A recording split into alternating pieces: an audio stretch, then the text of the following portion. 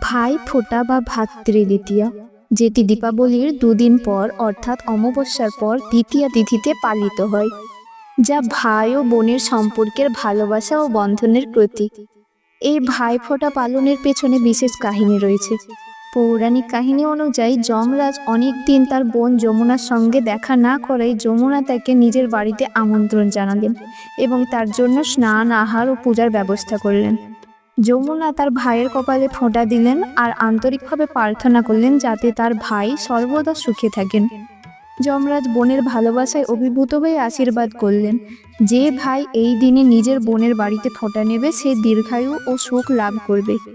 এই থেকেই ভাইফোঁটা পালনের প্রথা শুরু হয়। এই দিনে বোনেরা ভাই কপালে ফোঁটা দিয়ে তার মঙ্গল কামনা করে। এছাড়া মহাভারতের কাহিনী অনুসারে কুরুক্ষেত্রের যুদ্ধ শেষে শ্রীকৃষ্ণ বিজয়ী হয়ে দ্বারকায় ফিরে আসেন।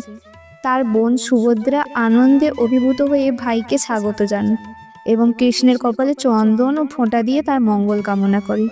কৃষ্ণ তখন তাকে আশীর্বাদ করেন ও বলেন, এই দিন থেকে ভাই ও বোনের এই সম্পর্ক চিরন্তন হোক। এই কারণে এই দিনটি ভাতৃদ্বিতীয়া নামে পবিত্র হিসেবে পালিত হয়। হরে কৃষ্ণ।